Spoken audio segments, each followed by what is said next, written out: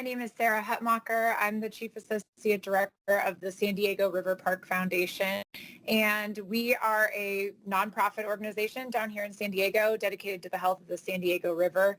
So as I said, the San Diego River Park Foundation is a 501c3 nonprofit. We work along the entire San Diego River and parts of the watershed. We have a lot of different programs, including land acquisition, park and trail advocacy. We have a youth education program, research, restoration, community engagement.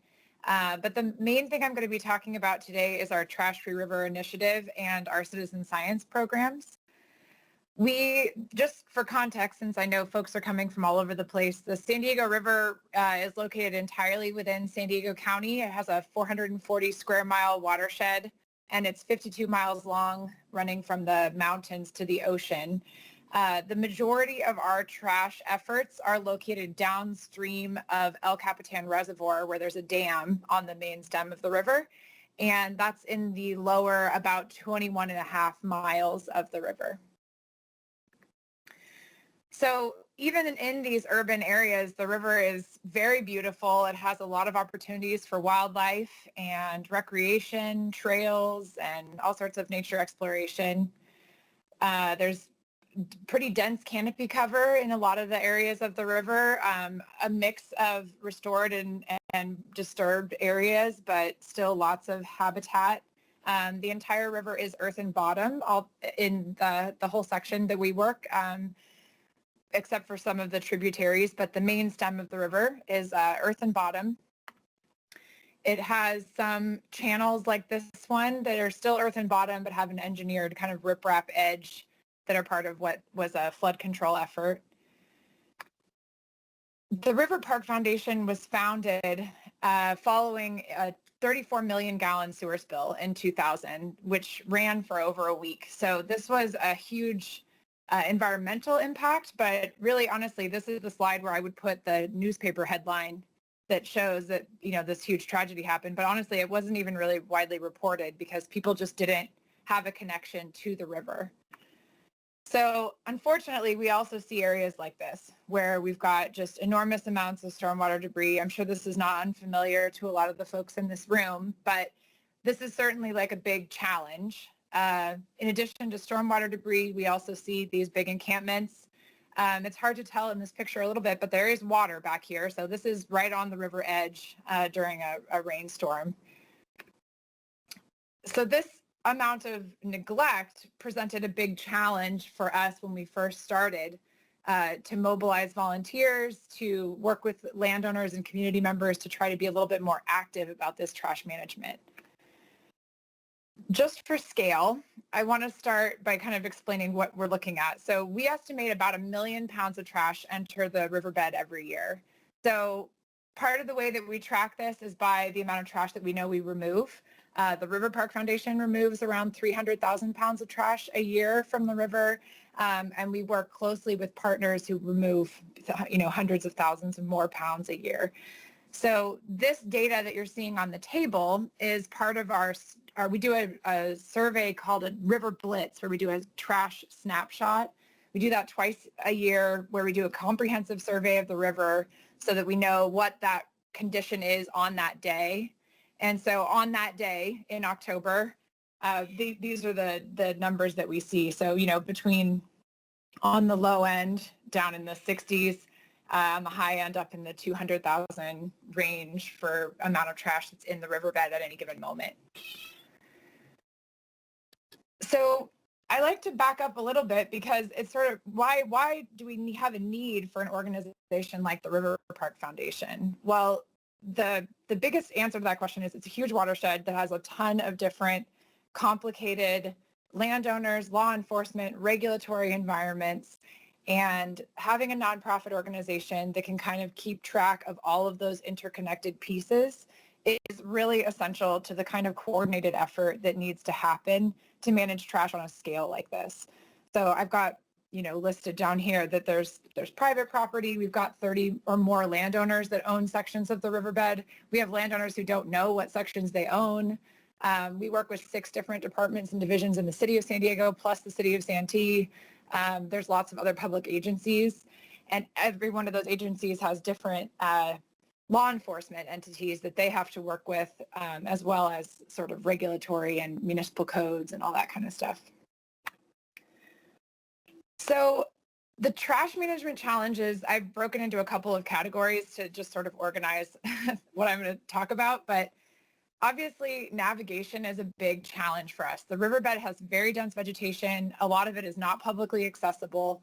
So knowing how to find the trash in an area when there's no public access, there's no trailhead, sometimes there's no trails to speak of, is something that has become part of our expertise.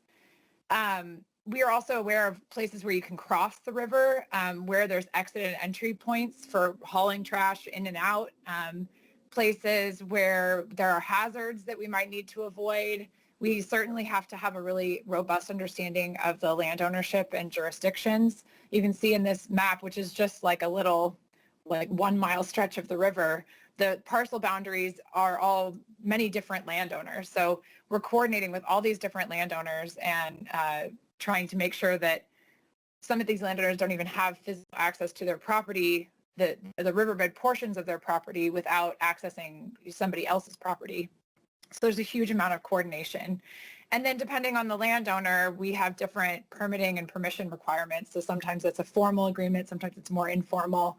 But having to juggle all of these pieces has made us a really important part of this puzzle.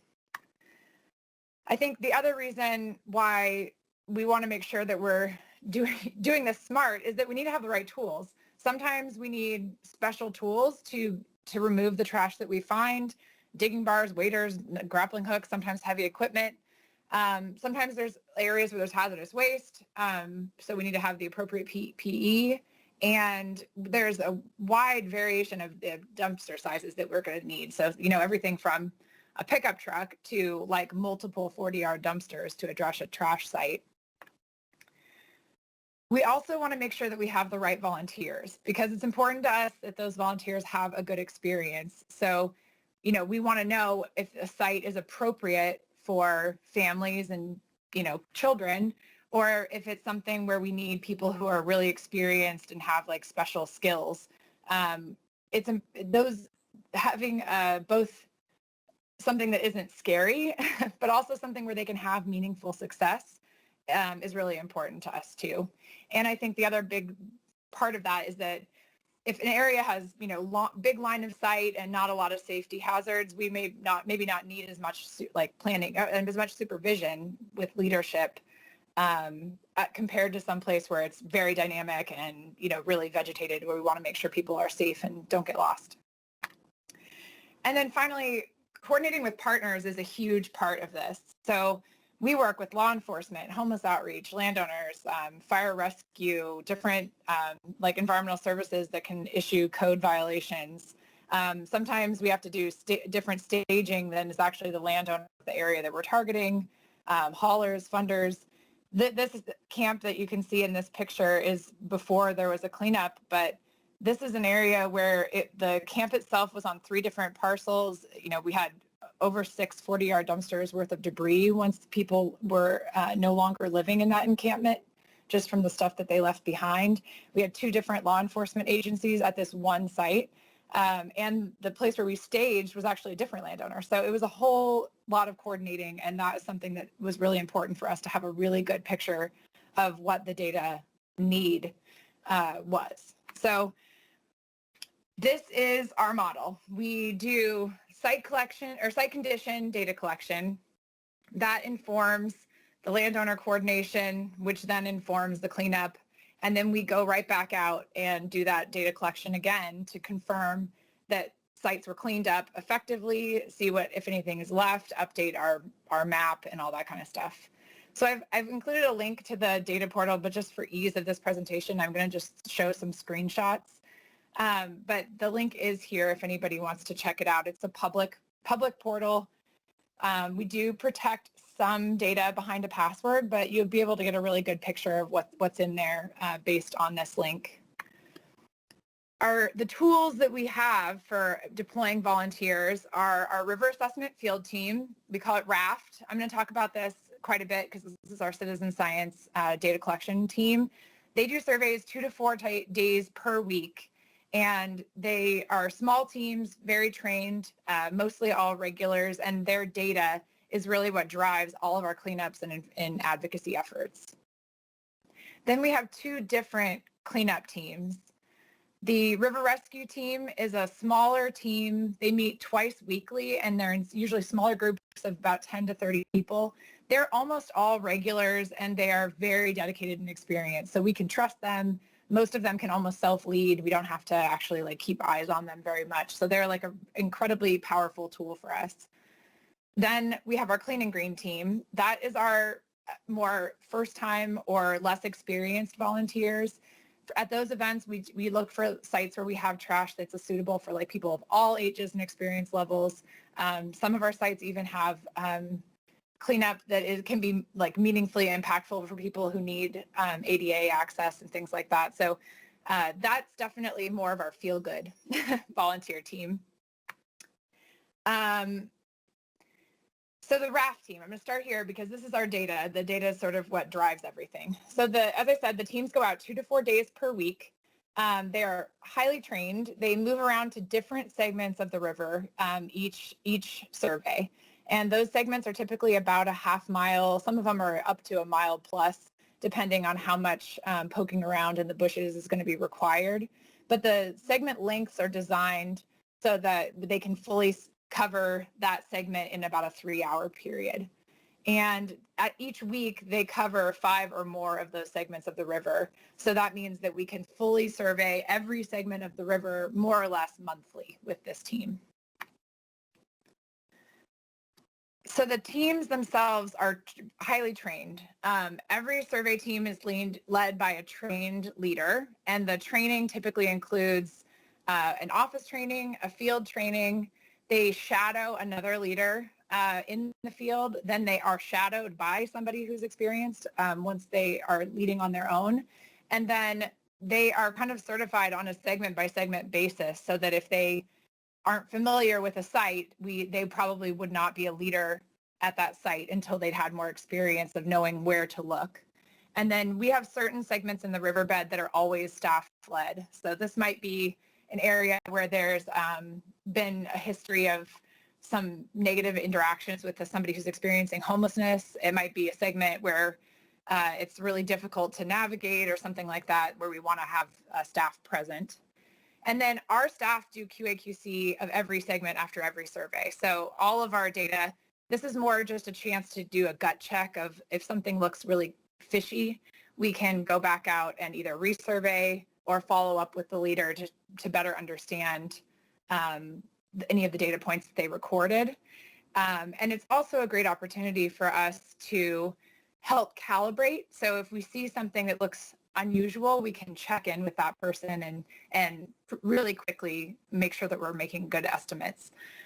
These guys are making a volumetric estimation of trash, so it's really important that we're as accurate as possible, and that happens over time as volunteers are out in the field doing this work. We also do make a point of checking where the data points were recorded to confirm that it looks like they didn't miss like a whole segment of the survey, so that we know that everything was covered accurately. And that helps us have just this comparable data set to use for trend analysis. So when they're out in the field, we have this tool that is it's a smartphone app. So there's a screenshot here on the right of what the app looks like on your phone. Then they can enter all of the data collection live in the field using their phone GPS. And then we have a backup GPS unit that's a little bit more accurate just in case. But primarily they use waypoints like, have proximity to a palm tree that's visible on Google Earth and things like that help them narrow in on the site if the GPS is not super accurate on their phone.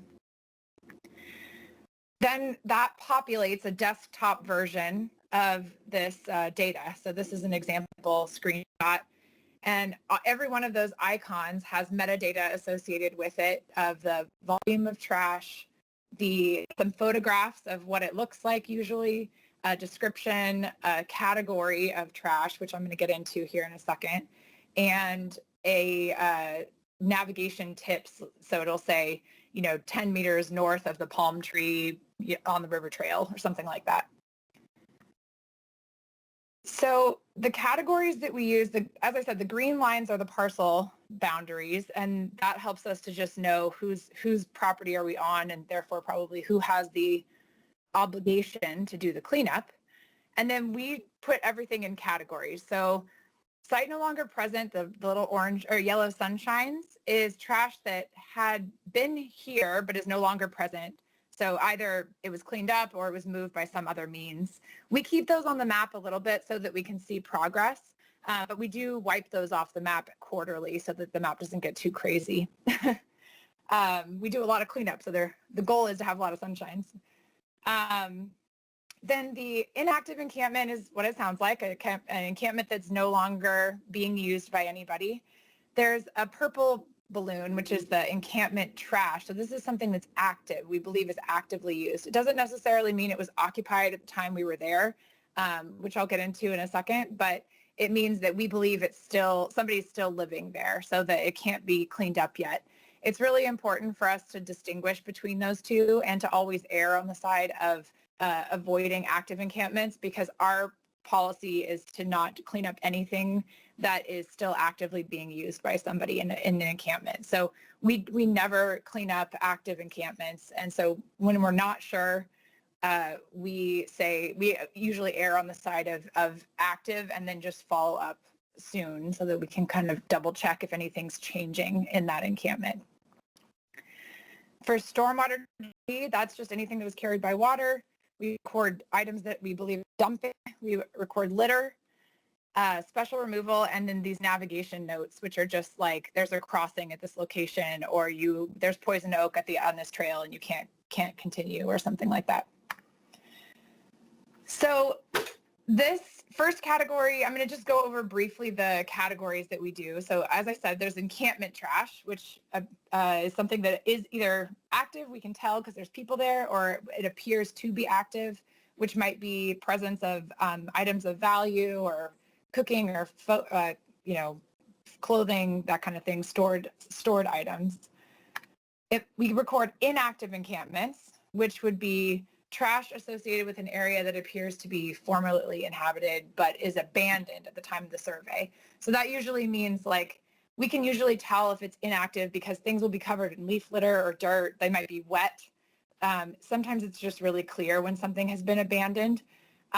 So it's really important to distinguish that this doesn't just mean it's nobody present, because sometimes we see encampments that appear to be actively used, but there's nobody present at the time that we were there. And that would still be considered an active encampment. We record stormwater debris. So our definition for this category is that the trash was carried to its current location by water. So this category for us includes things that are typically stormwater debris items like styrofoam and plastic bottles and floatable items, but it also could include items that we believe may have come from an encampment but had been washed to that current location. So that would be clothing, bedding, things like that probably didn't come in from a storm drain, but were carried to the location where they currently are by water. So we estimate that about 25% of the items in our stormwater debris category were originally part of an encampment, but were carried to the location where they were recorded by water. Then there's litter. This is a pretty easy one, but usually this is near high traffic areas like food-related trash, picnic supplies, wind-blown items, things like that. And then dumping. So dumping is usually larger things, tires, couches, appliances. We also count shopping carts that are all by themselves on a trail or something as a dumping item. If they are in an encampment, they might be counted as an encampment related debris, but if they're just by themselves on a trail, we would count that as dumping. And then special removal needed. So this might be tractor tires, concrete, vehicles, porta potties. We've seen a lot of porta potties that get washed into the riverbed from the stadium. Depending on the size of these items, we might be the ones to remove it. I mean, this is actually a team of 4 people who carried out a car frame. So it's not impossible that even big bulky items can get removed by volunteers, but sometimes they need to be removed by the landowner or somebody else. So I talked about all this data. I think what's really the whole purpose for us to do this data collection originally was those first couple of questions of, do we send Boy Scouts or Marines to clean up this trash? And that management question is really kind of what defined our data collection. So, where did the trash come from? Those big categories I just talked about help us to figure out how do we reduce that trash from getting in here in the first place. So that's kind of the lump categories that we talk about. And because we're talking about such an enormous volume of trash, those big kind of coarse categories are the most helpful for us to be able to just get a comprehensive look on a very regular basis. So the first thing we do with I shouldn't say first, but one of the primary things that we do with this cleanup or with this data is cleanups. So we have that clean and green team. They go out. We really think of their goal as having a good time. And then the secondary goal is getting work done. So this team, we want to make sure they have a positive experience, which means not having them working in areas where there might be needles, latrine sites, things that are like unpleasant for volunteers to have to come out. We want them to have like a really positive experience where they can see a transformation. So that limits the number of places that we can send this team. We typically have one leader for every, this should say 10 to 20 volunteers. Sorry about that. Every 10 to 20 volunteers. And that helps to make sure that the leaders are the ones who have access to the data, that can navigate to the sites where we are targeting, and they can maximize the amount of time that they spend actually getting the trash out of the riverbed as opposed to like wandering around to try to find the trash in the first place. The leaders also have a lot more experience about like where we can stage trash so that we can pick it up with a truck to work smarter, not harder. These events usually remove between 1,500 and 8,000 pounds of trash per event, and they're really great for elected officials and media for us to elevate awareness about these events. We do a lot more wayfinding, a lot more outreach at these events to try to make sure that volunteers learn something and hopefully come back.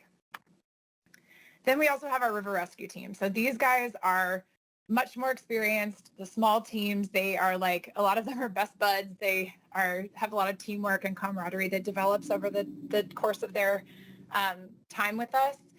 They also just have a lot of experience, so they know the river really well, just like we do. They're also really agile. So if we pop something up, I guess I mean in the scheduling sense, some of them are also agile, but I mean in the scheduling sense, it's really easy for us to pivot this team to say like, oh no, we just found a big pile of trash, like let's send them there this week, because they're just regular, they come out all the time and they're flexible for where they go.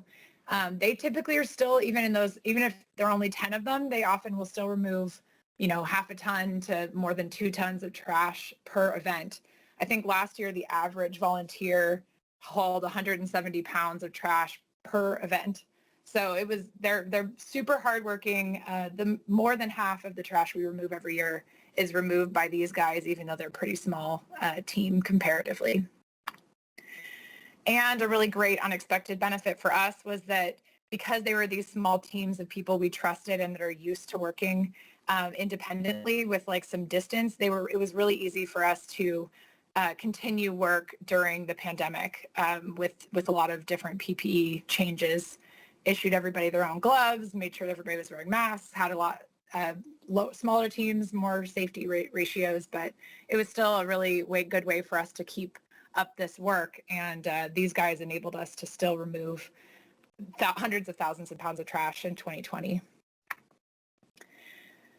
So the other way that the data is used is for advocacy. So when we first were doing this data collection, it was really focused on informing smarter cleanups. But over time, we realized, it's really important for us to be able to also reduce the amount of trash that's entering the riverbed all the time, and increase the active management by whoever the responsible party is, be it the landowner, the municipality, or other public agency. So we started to prepare a lot of reporting based on this data. So a lot of these decision makers make and implement policy that impacts the trash in the riverbed. So if we have good data to share, it's a lot easier for us to work to inform that policy. So we work closely with local government, with our city and county governments. We work with the Regional Task Force on the Homeless and state and federal elected officials, public agencies, the San Diego River Conservancy, the public landowners, members of the public, donors, everybody. This data helps us really elevate awareness. And one of the ways that we do that is by generating the State of the River report, which we do every year. And this report is sort of we assign letter grades to the different segments. So it's a very layman friendly summary of all of the different factors in the river. This data is the trash data, but we also include in this water quality data and invasive plant mapping. So all of this information kind of contributes to an overall grade for the river, an overall grade for each segment of the river. And that is a really helpful advocacy tool for us. And then the third thing, obviously, is partnerships. So we have increasingly, and this is partly going to overlap with a little bit of what I talked about at our previous presentation, but we've worked increasingly with homeless outreach organizations to help do direct client services for people living in the riverbed. And we had heard for many years that outreach workers were not inclined to do a lot of work in the riverbed because it was not an efficient use of their time, because they spent so much time wandering around trying to find where encampments were because they just didn't have the data. And also because they didn't feel comfortable, wandering in the riverbed by themselves down narrow trails that are super vegetated. And those are both things that we do have that information and feel comfortable doing that. So it's a really natural partnership for us. If every given year, between 70 and 98% of the trash we find in the river is associated with encampments. So if we can reduce the number of encampments in the riverbed, we could meaningfully impact the amount of trash that is accumulating in the riverbed. So as I said, we have extensive knowledge of the riverbed.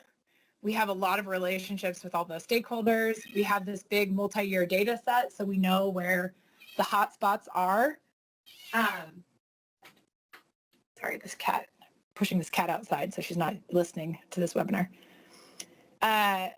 We have a relationship and familiarity with a lot of the people that are living in the riverbed because we just see them all the time when we're in the riverbed. So all of this intersectionality is something that means that we can use our trash data to address multiple issues.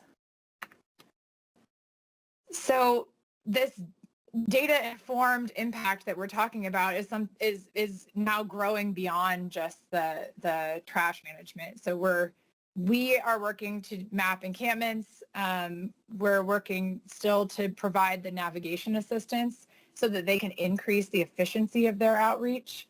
And then our partner will provide active case management and resources to try to get people to build trust and to ultimately get people connected with housing or shelter that's outside of the riverbed.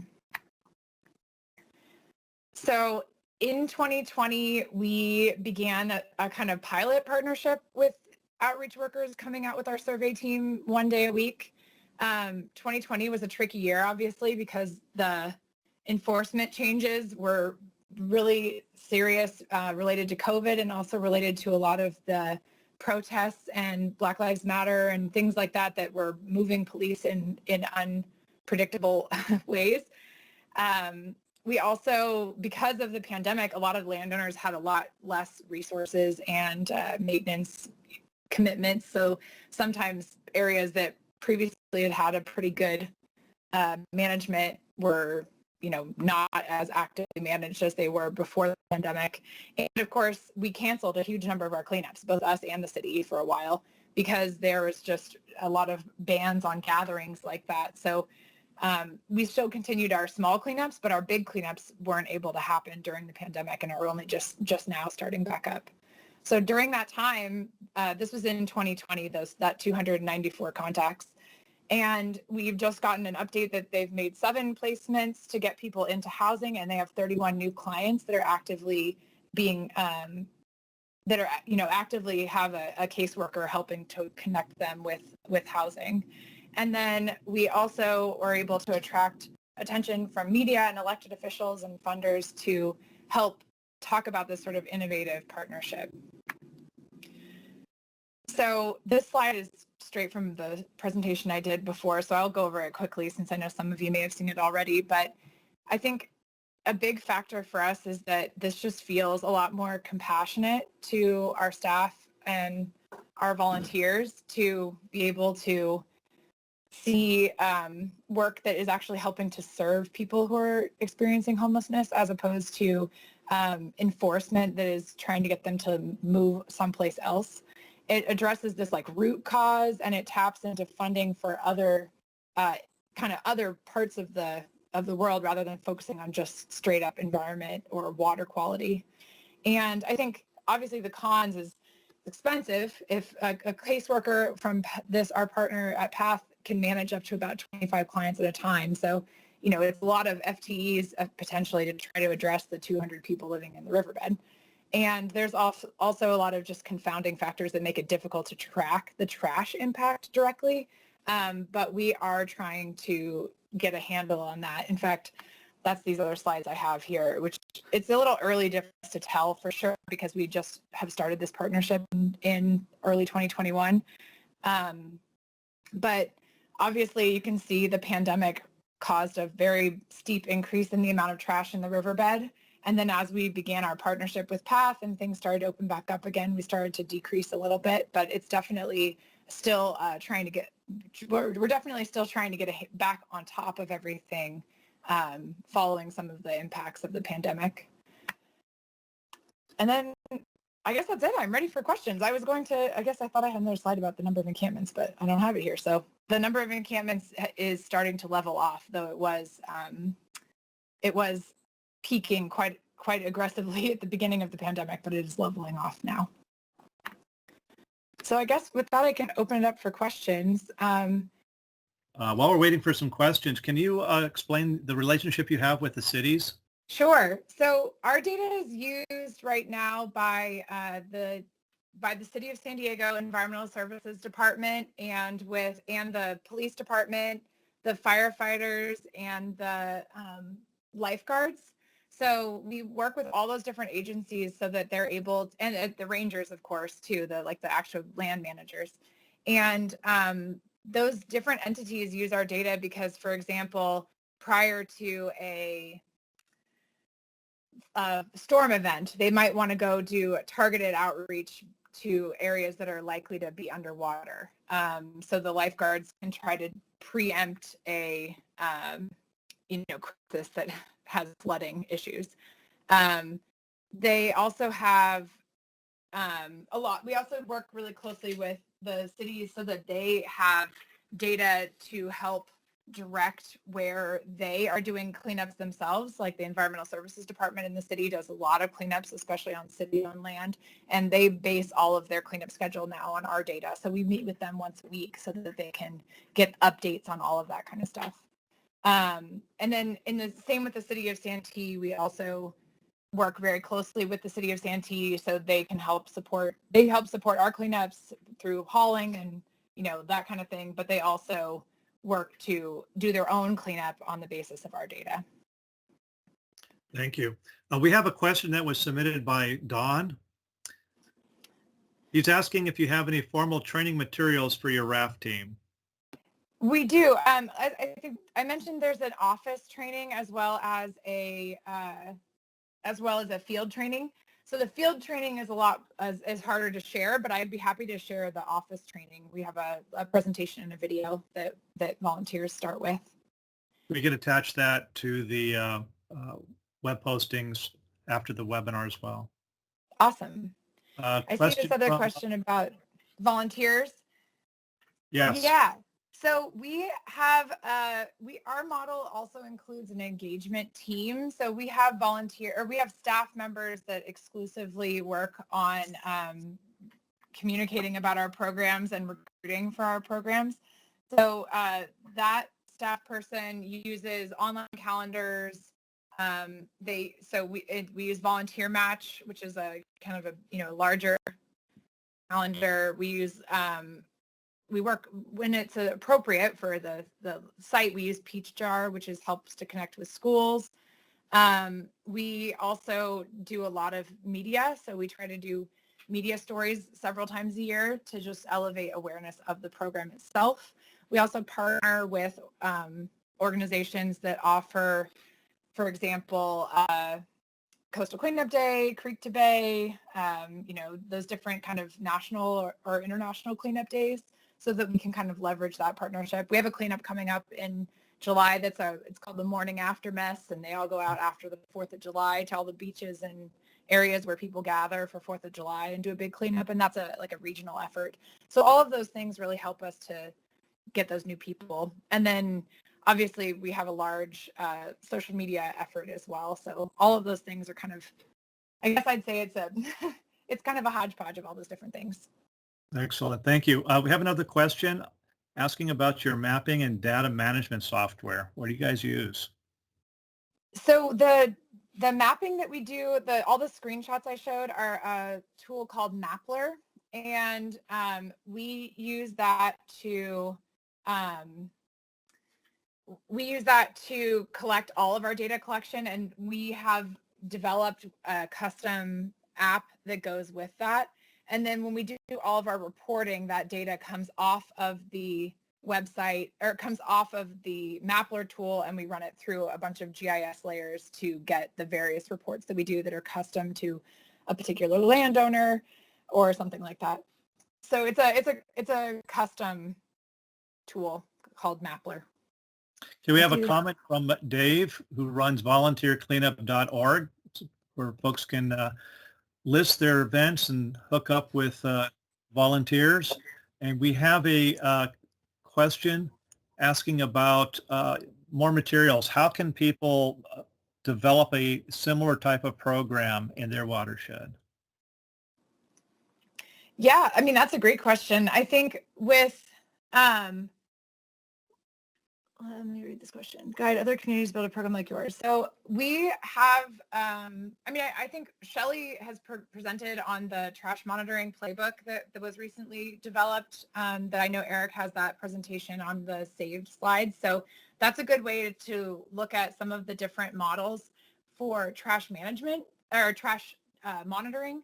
And then I think responding to the monitoring is really what's next. So how you pick what kind of monitoring you want to do is kind of depends on the watershed and the resource. So for us, for example, we have this, super vegetated watershed, so it doesn't make sense for us to lean on something like drone surveys because they just can't get enough information about what's happening under the trees.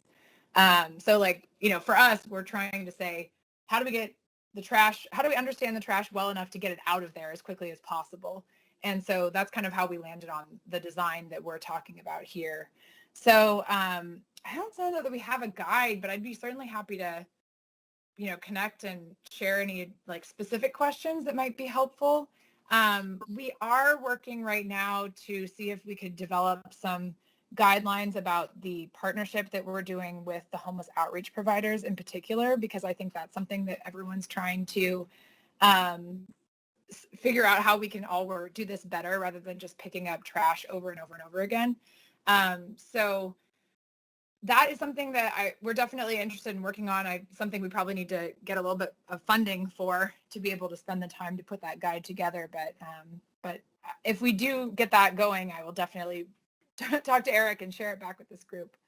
Definitely. NOAA Marine Debris, they have great resources. EPA's Trash Free Waters, great resources. Yeah. And I'm glad that at least we're having these conversations online where we can get your presentation material and have this recording available. It's Definitely a great start. Thank you for giving us your time. We have a couple more comments. more people wanting to learn how they can facilitate local groups, doing these types of activities. Accessing your slides will be very helpful. Comment from Jeannie. Yeah, I really think that a lot of this comes down to figuring out what you uniquely do well. And I think for us, a lot of that is we know the river better than anybody. We know the jurisdictions and, the land information better than anybody. And so that makes, that's the strength that we bring for sure. And then obviously we have a long history of mobilizing people. So beyond that, we're ecologists. Like, we don't really know how to do homeless outreach, but we know how to help people who do that for a living so that we can all be working in the same direction rather than kind of being at loggerheads with some of this stuff. So I think for everybody who's kind of talking about different groups, it seems like doing that sort of analysis of what strengths do you have already as an organization, where are the gaps, and are there any organizations around that can already fill those gaps? That kind of just helps get all the pieces in place. And then it's just about getting out there, picking up trash. Absolutely. Shelley Moore from SFEI and the Moore Institute has shared with us the web link in the chat for California Trash Monitoring Methods. Fantastic playbook that they put together and presented. So you can click the link there and get a hold of the methods. You can also go to our YouTube channel and watch her presentation with Tony. We have a hand up from Asha. Asha. Oh my gosh, Asha, good to see you. Hey, I just wanted to say hello and glad to catch your presentation. I saw that you were part of this group now and recognized your name from when I was an outreach intern with San Diego River Park Foundation probably about 10 years ago. And just remember learning so much from the organization, getting to talk to people about all the great work that you do. So great to hear your voice. Yeah. And I did have a question. We've been doing some creek cleanups weekly here in Sacramento County at the Arcade Creek. We meet up at the Arcade Creek Park. But one question I have is, has San Diego River Park Foundation ever had to have a streambed alteration plan with California Department of Fish and Wildlife if you're getting into like real sediment moving debris, or have you had to rely on other jurisdictions' permits for that type of moving of habitat, sediment and whatnot? That's a great question. And I'm going to come back to this, but we have gotten streambed alteration permits in the past for certain projects, but not specifically for trash cleanup. So typically, if it's something that requires a lot of sediment disturbance, we would probably not do that work ourselves primarily because it's a lot of capacity to have to get into getting a streambed alteration permit or deciding if we need one. So usually in those cases, if there's something that's incredibly buried or it's going to require like driving a tractor into the riverbed itself, we would probably not do that work. So in general, no, we focus on this. There's plenty of work to do on things that don't require those permits. But seeing Asha's name also makes me want to say that, we work with about 45 interns every year that do all sorts of different projects for us, like what Asha was talking about, doing outreach, but also our RAAS team has a whole army of interns that do that data collection. And I think it's a really cool thing when we get to see these people who kind of did some early work for us and end up doing these really cool, important jobs and take that experience on. So it's really cool for me to see your name. So they have a lot of big brains and a lot of firepower that help make this work possible. Thank you. Great to see you. Yeah, great question, because a lot of folks don't understand the ramifications of removing shopping carts that are embedded in the creek or automobiles and things like that. So thank you for your question. Awesome. Yeah, we work in the river mouth. We do a lot of the river mouth because it's channelized. There's a lot of open water habitat. We do kayak cleanups out there in the open water. It's a protected preserve, so we have to get special permission to do that, but it is something that's possible to do with a lot of coordination. And then a lot of the work and then the mud flats and the dunes are areas that are actively managed by the city, so we mostly participate with them for that kind of thing. So yeah, I mean, the cleanup in that area is certainly different than a lot of what I've been talking about, but I'd be happy to talk about it. And I think you're right that Shelley's a good resource too. Yeah, we've had a couple comments about how there was an increase in trash last year. Yeah. It's a complicated issue for sure with the pandemic. I mean, it was both increased use by users. There's less vehicle traffic in a lot of places, but we saw the CDC recommended that people leave people who are living who are experiencing homelessness in encampments where they're able to socially distance. The CDC initially had recommended that they just let people stay where they are so that we don't, contribute to any sort of burden for people experiencing homelessness by moving them into shelters and things like that. So there was definitely interruption in enforcement for sure. And I think with all of the protests that happened at the same time during the summer last year, there's just a huge change in how the city, at least the city of San Diego, allocated all of their resources. And it had an immediate impact on the river. We also saw this year when we did our homeless census that we had 4 times as many people living in vehicles than we've had in previous years.